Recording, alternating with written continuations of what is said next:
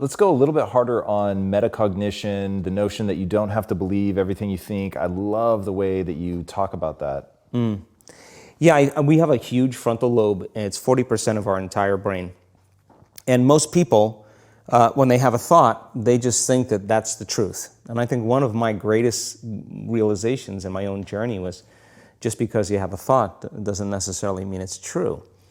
So if you think 60 to 70,000 thoughts in one day, and we do, and 90% of those thoughts are the same thoughts as the day before, and you believe that your thoughts have something to do with your destiny, your life's not going to change very much, because the same thought leads to the same choice leads to the same behavior creates the same experience, and the same experience produces the same emotion. And so then the act of becoming conscious of this process to begin to become more aware of how you think, how you act, and how you feel.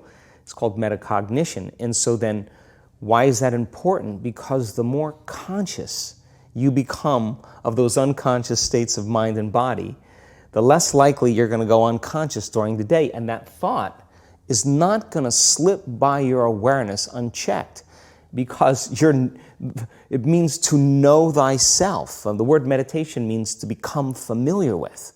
So as you become familiar with the thoughts, the behaviors, and the emotions of the old self, you're retiring that old self. As you fire and wire new thoughts and condition the body into a new emotional state, if you do that enough times, it'll begin to become familiar to you. So it's so important, just like a garden.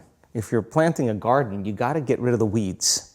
You got to take the plants from the past year and you got to pull them out. The rocks that sift to the top that are like our emotional blocks, they have to be removed. The soil has to be tenderized and broken down. We have to make room to plant a new garden. So primarily, we learn the most about ourselves and others when we're uncomfortable.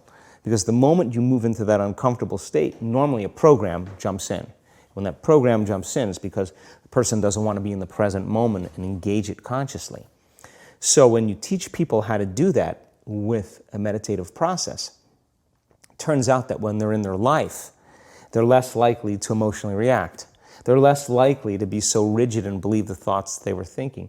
They're more aware of when they go unconscious back into a habit, and that is what starts the process of change. And so we have to unlearn before we relearn. We have to break the habit of the old self before we reinvent a new self. We have to prune synaptic connections and sprout new connections. We have to unfire and unwire and refire and rewire. We have to unmemorize emotions that are stored in the body, then recondition the body to a new mind and to a new emotion, like deprogram and reprogram. That's the act, and it's a two-step process.